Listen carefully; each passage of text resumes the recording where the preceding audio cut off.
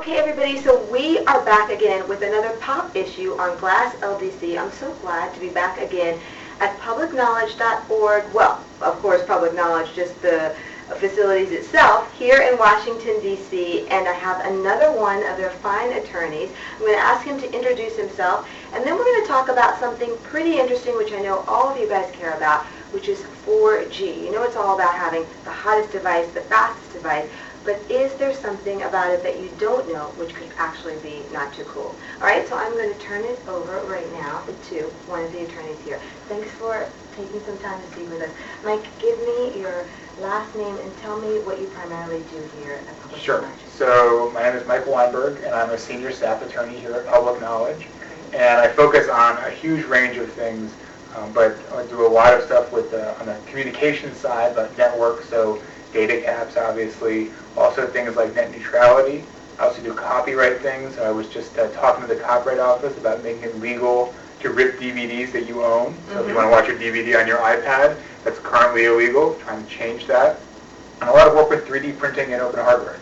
Wow, so a lot of stuff. And for those who don't know, Public Knowledge is actually, well, I guess the best way to put it is a consumer advocacy group which focuses on issues around digital, right? So that's really the main point. And so today I wanted to talk with you about 4G and what you're all working on with this because, you know, 4G is just kind of now being introduced. A lot of people are saying that 4G doesn't even really, you know, what is really 4G? Whatever. But as it exists now, explain to me why you guys feel that this is an issue and what the problem could be with data caps and broadband and what happens when you make it your bill and things go over and all that. Sure. So 4G, whatever 4G is, depending on your carrier, what is it? It's being marketed as a way to get everything. Right? You can stream video, you can do FaceTime chat with people, you can surf the web, you can do all sorts of crazy things all the time, anywhere you go. And with the technology, it's pretty much true. It's a very fast internet connection, depending on what carrier you're with, and it does let you do all sorts of things. The problem is, on most of the carriers, that connection is capped. There's a monthly amount of data that you can use, and if you go over that cap, bad things happen. Often you're going to be charged, but also all of a sudden, you thought, okay, the world is your oyster. You have the internet in your hand, and it's super fast, and you can do whatever you want.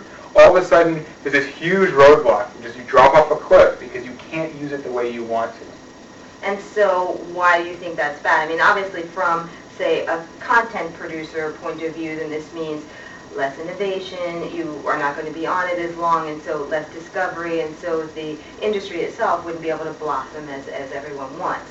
But is there anything else that we might be missing? Well, I mean, if you think about it, the reason you would pay extra for a 4G connection is to be able to access really rich media. Because, your email is going to load the same speed over 3G or 4G. Twitter is going to work basically the same way. The reason you pay for that 4G speed is so you can watch great videos and download pictures and things like that.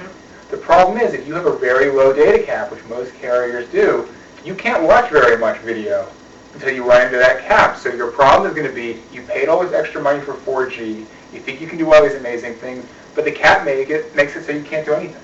So essentially, do you here at Public Knowledge see it as false advertising, if you will, or what? And to play devil's advocate just for a moment, if I am AT&T, Verizon, etc., and I say, well, look, I've got to service all of my customers. There is, spectrum issues. For you guys who might not know, spectrum is essentially just what is used to be able to deliver this data or voice or whatever to whomever it is you're speaking or whatever it is that you're downloading. Are these issues real from a carrier point of view?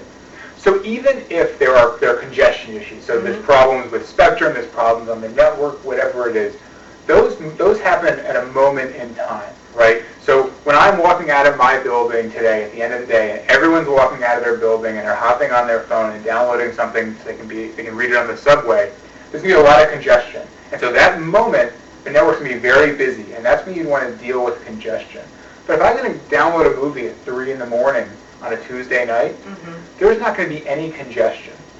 But a monthly data cap treats both of those things the same way. So it treats someone who is downloading things when there's no congestion on the network the exact same way as someone who's doing something when the network is really busy.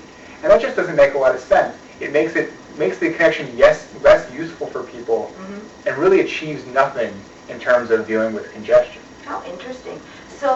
then what is it that you here at Public Knowledge are either looking to do? Is it really just now about educating? Is it about something more than that? You know, if somebody's sitting at home right now and they're like, yeah, I know from my bill that he's not right. What is it that, you know, are steps, or like I said, is it really just about visibility at the moment? Well, one of the things we're asking is the FCC to look into this practice, because right now, we as a country and society are moving a lot of things online. We're saying, okay, a lot of services are going to be available online.